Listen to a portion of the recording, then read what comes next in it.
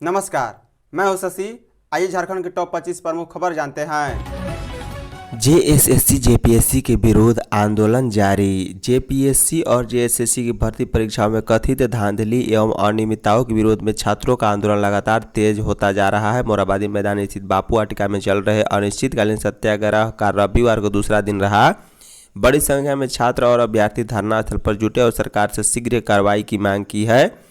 बता दें कि रविवार को समीप स्थित बिरसा मुंडा फुटबॉल स्टेडियम में नेशनल डुरांड कप का मैच होने के कारण बड़ी संख्या में लोग वहां पहुंचे। धरना स्थल पर छात्र भ्रष्टाचार विरोधी नारे लगाते रहे और परीक्षाओं की सीबीआई जांच कराने की मांग कर रहे हैं। छात्र नेता देवेंद्र नाथ महतो ने कहा है कि जांच टीम के समक्ष भर्ती परीक्षा में धांधली और अनियमितताओं से जुड़े कई तथ्य सामने आ चुके हैं। इसके बावजूद अब तक परीक्षा रद्द नहीं किया जाना सरकार की मंशा पर सवाल खड़े करता है। उन्होंने पूरे मामले की सीबीआई से निष्पक्ष जांच कराने, दोनों चयन आयोगों में व्यापक सुधार करने तथा सभी विवादित परीक्षाओं को पारदर्शी तरीके से दोबारा आयोजित कराने की मांग की। सत्याग्रह के दूसरे दिन दीनबंधु मंडल, राम अवतार महतो, दीपित पांडे और रिहान अंसारी, महावीर साहू, शिल्पी कुमारी, अंकिता कुमार अन्य छात्र भी धरना में शामिल हुए। छात्रों ने कहा है कि मांगे पूरी नहीं होने तक आंदोलन जारी रहेगा।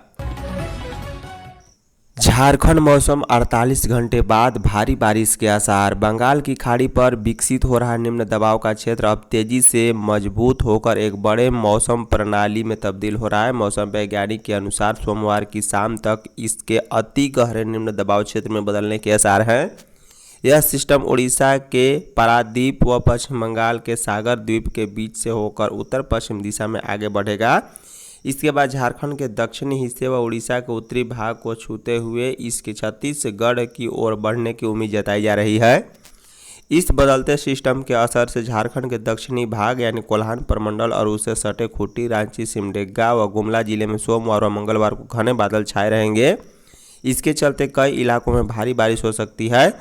हालांकि मौसम वैज्ञानिक के अनुसार अगले 24 घंटे में इस सिस्टम के उत्तर की दिशा में बढ़ने की संभावना भी है।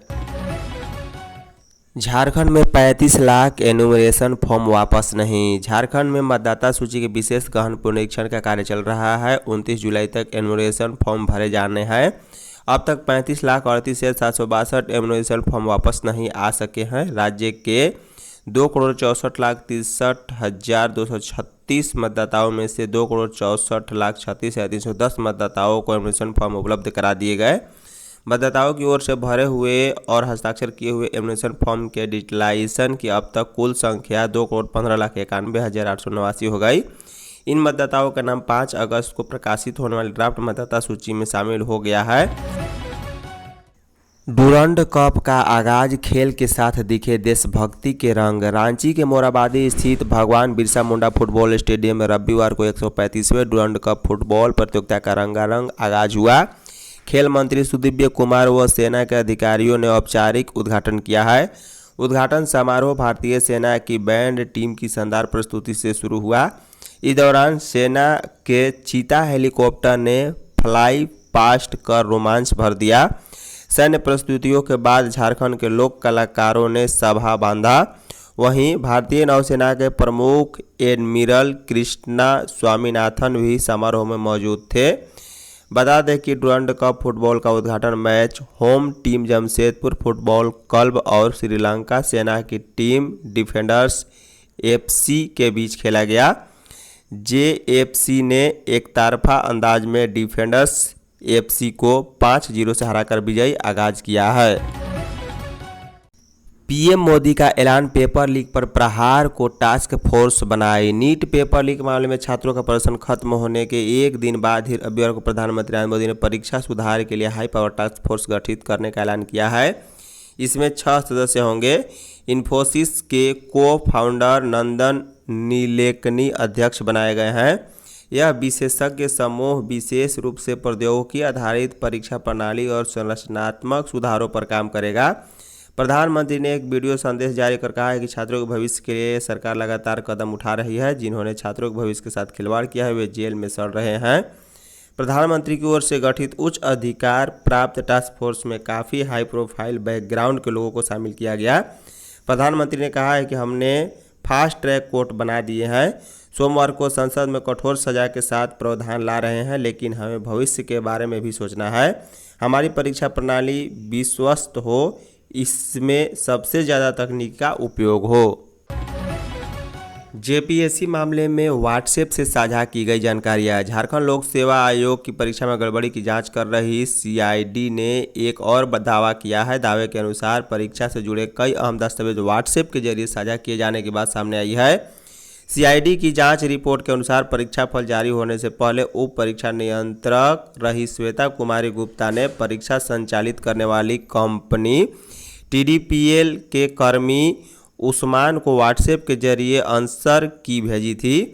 हालांकि रिमांड के दूसरे दिन रविवार को जब सीआईडी ने इस मामले पर श्वेता गुप्ता से पूछताछ की तो उनकी ओर से कोई संतोषजनक जवाब नहीं मिला।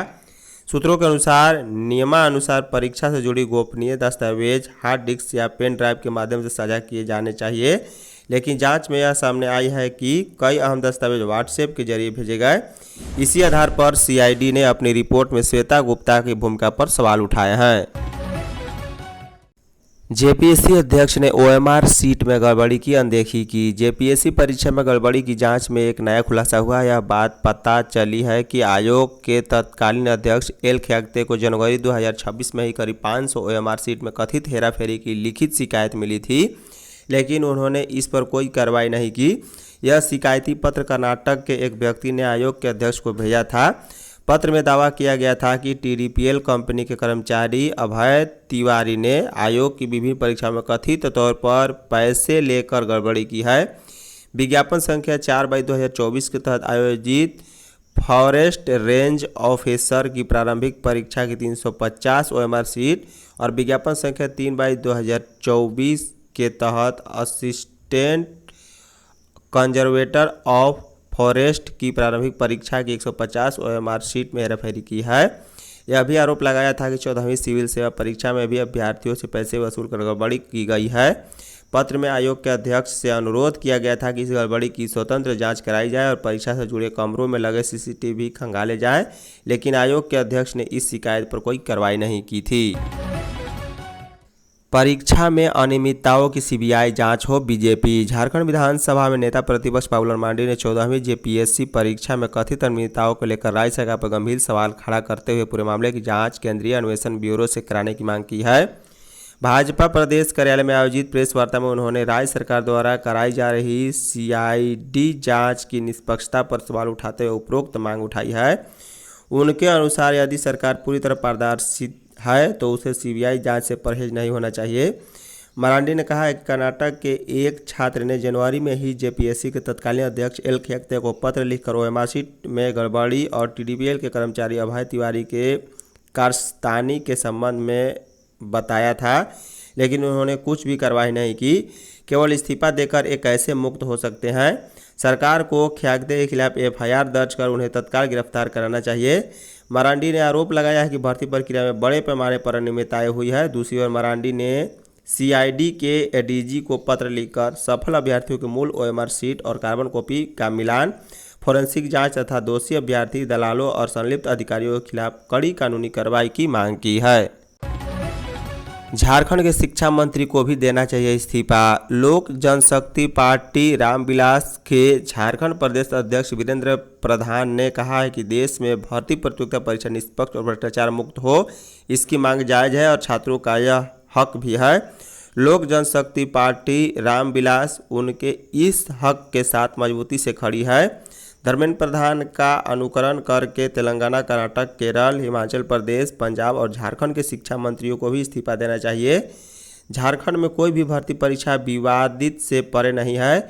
14वीं जेपीएससी परीक्षा गड़बड़ी मामले में सीआईडी जांच के बहाने हेमंत सरकार चुप है। जेपीएससी में प्रदेश के बच्चों का भविष्य टिका होता है, वहीं से सरकारी पदाधिकारी चयन होकर आते हैं। अगर यही स्थिति रही तो फिर कभी भी झारखंड की धरती पर अच्छे अफसर नहीं आ पाएंगे। स्कूलों में हर सप्ताह चलेगी हेल्थ एंड वेलनेस कक्षाएं। राज्य के सरकारी स्कूलों में अब हेल्थ एंड वेलनेस कक्षा भी लगेगी। इसके जरिए विद्यार्थी स्वास्थ्य, पोषण, मानसिक स्वास्थ्य, इंटरनेट एवं सोशल मीडिया का सुरक्षित उपयोग, साइबर बुलिंग से बचाव, लैंगिक समानता, पोक्सो अधिनियम, मासिक धर्म स्वच्छता जैसी विषयों पर समझ सकेंगे। झारखंड शैक्षणिक अनुसंधान एवं प्रशिक्षण परिषद ने राज्य के विद्यालयों में संचालित विद्यालय स्वास्थ्य एवं कल्याण कार्यक्रम के प्रभावी संचालन के लिए NOP जारी कर दी है। वहीं राज्य के 24 जिलों में 15,127 मध्य माध्यमिक एवं उच्चतर माध्यमिक विद्यालयों, कस्तूरबा गांधी बालिका उच्च विद्यालय एवं झारखंड बालिका आवासीय विद्यालय सहित में कक्षा 6 एवं उससे ऊपर के विद्यार्थियों के लिए प्रत्येक सप्ताह स्वास्थ्य एवं कल्याण संबंधी गतिविधियां अनिवार्य रूप से संचालित की जाएगी। यह व्यवस्था मौजूदा शैक्षणिक सत्र से ही लागू होगी। बाबा धाम में शीघ्र दर्शनम के लिए फुट ओवर ब्रिज शुरू। विश्व प्रसिद्ध बाबा बैद्यनाथ मंदिर में सुलभ और सुरक्षित जलार्पण व्यवस्था को लेकर जिला प्रशासन द्वारा बड़ी पहल की गई है। बंगला श्रावण मास की दूसरी सोमवार की पूर्व संध्या पर प्रदोष तिथि के अवसर पर रविवार को बाबा मंदिर प्रांगण में नवनिर्मित शीघ्र दर्शनम फुट ओवर ब्रिज का विधिवत उद्घाटन कर श्रद्धालुओं के लिए खोल दिया गया। वैदिकों द्वारा पूजा अर्चना करने के बाद उद्घाटन के तुरंत बाद देर शाम नए फुट ओवर ब्रिज से शीघ्र दर्शनम कूपन के माध्यम से आने वाले भक्तों को बाबा बैद्यनाथ के गर्भगृह में जलार्पण के लिए भेजा गया। नए ओवर ब्रिज शुरू होने से बंगला श्रावण की दूसरी सोमवारी पर उमड़ने वाली श्रद्धालुओं की भारी भीड़ को काफ़ी राहत मिलने की उम्मीद है। सारंडा में 2 दर्जन नक्सली कर सकते हैं आत्मसमर्पण। पश्चिमी सिंहभूम जिले के सारंडा, कोल्हान और पोडाहाट जंगल में बड़े पैमाने पर चल रहे नक्सल अभियान के बाद जंगली इलाकों में नक्सल गतिविधियां थम गई है। सारंडा जंगल में सक्रिय बड़े नक्सली नेता 1 करोड़ के इनामी अनल उर्फ प्रतिराम मांझी सहित करीब 19 नक्सलियों को सुरक्षा बलों ने जनवरी 2026 में मुठभेड़ में गिराया है। वहीं 1 करोड़ के इनामी नक्सली मिसिर बेसरा और असीम मंडल के भी जंगल छोड़ने की खबर बीच बीच में आती रहती है। इसी बीच संगठन से जुड़े रहने वाले अन्य जंगल में सक्रिय नक्सलियों को सरेंडर करने की खबर आ रही है। पलामू में करंट से महिला की मौत, बेटा और बहू गंभीर। पलामू जिले के सतबरवा थाना क्षेत्र के दुलसुलमा गांव में रविवार की सुबह में करंट लगने से 55 वर्षीय महिला किसान मीना देवी की मौत हो गई, जबकि उनका पुत्र भीम सिंह और बहू मुन्नी देवी गंभीर रूप से झुलस गए। दोनों का इलाज तुम्बागाड़ा स्थित अस्पताल में चल रहा है, जहां उनकी हालत नाजुक बनी हुई है। सतबरवा के थाना प्रभारी प्रदीप कुमार ने बताया कि घटना को लेकर अब तक थाना में कोई आवेदन नहीं आया। वित्त मंत्री ने कहा, अंतिम व्यक्ति को मिले योजना का लाभ। झारखंड सरकार के वित्त, वाणिज्य, कर योजना एवं विकास तथा संसदीय कार्य विभाग के मंत्री राधाकिशन किशोर के गिरिडीह आगमन पर परिसदन भवन में उपायुक्त राम निवास यादव एवं पुलिस अधीक्षक डॉक्टर विमल कुमार ने पुष्पगुच्छा भेंट कर स्वागत किया। स्वागत के उपरांत मंत्री ने गिरिडीह, हजारीबाग एवं देवघर के अधिकारियों के साथ वाणिज्य, कर विभाग एवं योजना एवं विकास विभाग की समीक्षा बैठक की। बैठक में राजस्व संग्रह की प्रगति, कर प्रशासन की कार्यप्रणाली, विभागीय उपलब्धियों, विकास योजनाओं के क्रियान्वयन, योजना व्यय, लक्ष्य प्राप्ति एवं भावी कार्य योजना की बिंदुवार समीक्षा की गई।